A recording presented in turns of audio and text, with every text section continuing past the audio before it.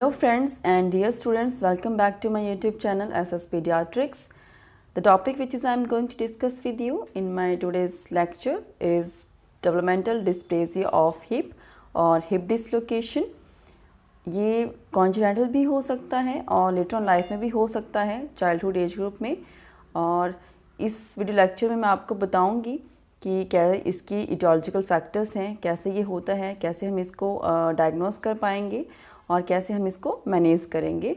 Basically इसमें क्या होगा, जो नॉर्मल जो हमारे पास होता है वहाँ पे फीमोरल बोन जो हमारे पास होती है उसका जो हेड है that is attach with the acetabulum, but in this defect वो वहाँ से डिसलोकेट हो जाता है। That is why this condition is known as hip dislocation और developmental dysplasia of hip. So let's start with the topic. Developmental dysplasia of hip, short form is DDH. Definition of developmental dysplasia of hip: it is a disorder or a malformation of the hip joint in children that is either present at birth or shortly thereafter. In congenital hip dysplasia, the development of the acetabulum in an infant allows the femoral head to ride upward out of the joint socket, especially when weight bearing begins. Normally developmental dysplasia of hip जो है इसे हम congenital dysplasia of the hip भी कहते हैं। और यहाँ पे बेसिकली जैसे मैंने अभी आपको इंट्रोडक्शन में बताया था कि एसिटाबुलम में हमारे पास फीमोरल बोन का हेड जो है वो ज्वाइंट करता है, बट इस केस में वो वहाँ से डिसलोकेट हो जाता है। कॉन्जेनिटल भी हो सकता है और उसके बाद लेटर ऑन लाइफ में हो सकता है अगर वो एसिटाबुलम का जो डिप्रेशन है, जो ग्रूव है वो प्रॉपर्ली फॉर्म ना हुआ हो, तो जैसे ही बच्चा वेट बियर करना स्टार्ट करता है अपना, तो उसकी वजह से वो उसको इतना डिसलोकेट हो जाता है, वो फीमोरल का बोन का जो हैंड है वो एसिटाबुलम से डिसलोकेट हो जाता है। That condition is known as developmental dysplasia of hip. You can see in this picture normal hip joint. So यहाँ पे जो long bone that means femur का जो head है वो जो part है that is in the socket of, ये यहाँ पे हमारे पास है acetabulum में, but in case of this developmental dysplasia of hip इस defect में वो वहाँ से dislocate हो गया है। Incidence: more females affected than males. Native American population has a high incidence and greater chance of this hip abnormality in the firstborn compared to the second or the third children.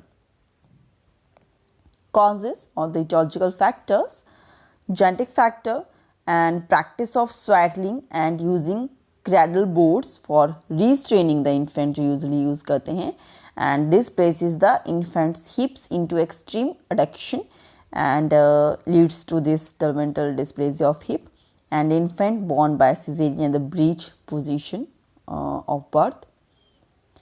And symptoms are legs of different lengths. तो अगर हम देखेंगे इन बच्चे का अगर legs को हम अच्छे से एग्जामिन कर रहे हैं तो हमें लगेगा, जब हम उसको आइडेंटिफाई करेंगे कि इसको दोनों legs का जो लेंथ है उसमें वेरिएशन आएगी, and uneven thigh skin folds means asymmetric fat folds लगेंगे हमें उस एक लेग में, and less mobility or flexibility on one side. So usually जो examination होता है at well babies visit at 1 to 2 weeks and at 2, 4, 6, 9 and 12 months of age. Newborns present with this hip instability, infants have limited hip abduction until the child begin walking. Infants exhibits asymmetric skin folds as I told you on the medial aspect of the thigh and in the gluteal area, and shortening of the limb or the dislocated side का जो होगा उसका shortening limb हमें नजर आएगा। Next is the diagnosis. हम इसको identify कैसे करेंगे? First is the history and then physical examination. The hip disorder can be diagnosed by moving the hip to determine if the head of the femur is moving in and out of the hip joint. तो उसके लिए जो है वो हम ऑटोलेनी test और बालो test कर सकते हैं। इन ऑटोलेनी टेस्ट और मैन्योर हम इसे बोल सकते हैं. So in this Ortolani manoeuvre, this test begins with the examiner's hand around the infant's knees with the second and the third finger pointing down the child's thigh with the leg abducted, and the examiner may able to distinct a distinct clinking sound with the motion.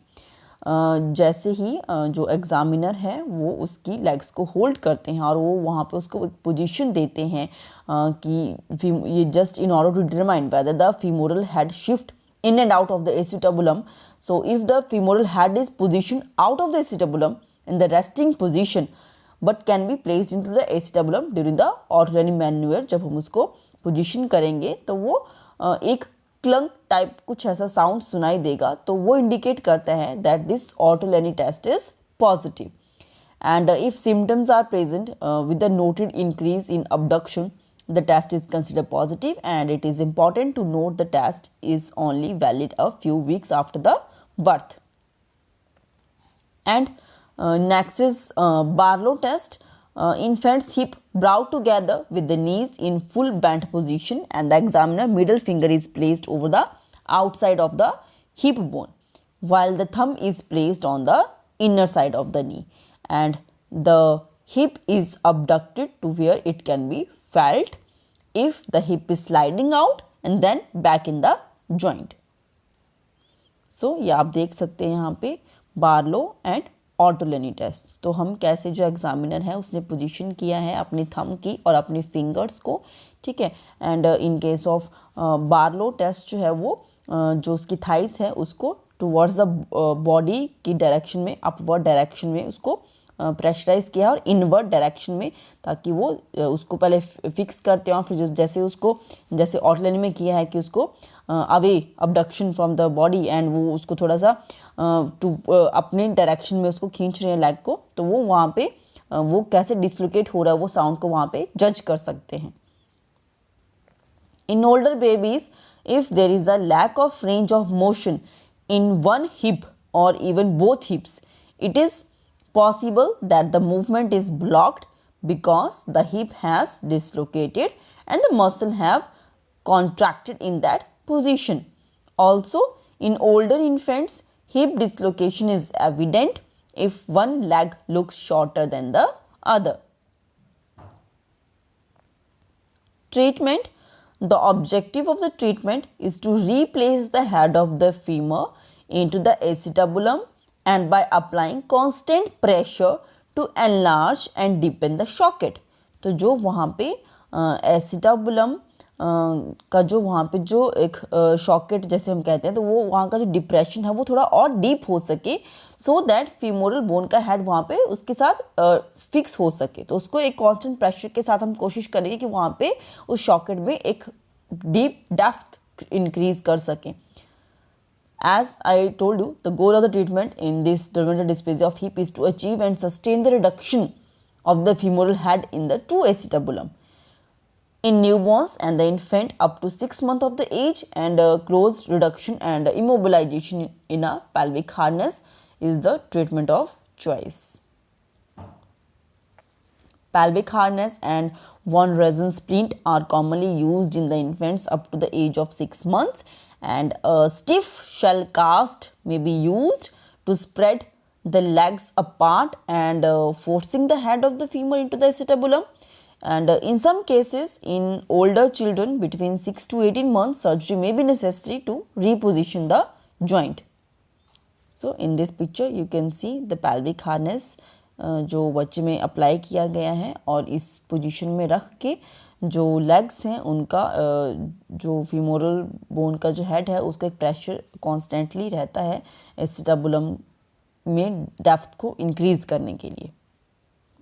von Wiesen splint. So this is all about my topic developmental dysplasia of hip, जिसमें मैंने आपको बताया what are the etiological factors which were responsible to increase the chances of developmental dysplasia of hip, and then clinical features हम कैसे identify करेंगे, और हम ऑटोलेनी and Barlow test के थ्रू कैसे आइडेंटिफाई करते हैं, एग्जामिन करते हैं कि चाइल्ड को डेवलपमेंटल डिस्प्लेसिया ऑफ हिप है, एंड देन ट्रीट करना with the help of pelvic harness and in case somewhere कुछ अगर कोई स्पेसिफिक जॉइंट की वजह से कोई प्रॉब्लम है तो जॉइंट को रिक्रिएट करने के लिए हम सर्जिकल ट्रीटमेंट भी कर सकते हैं.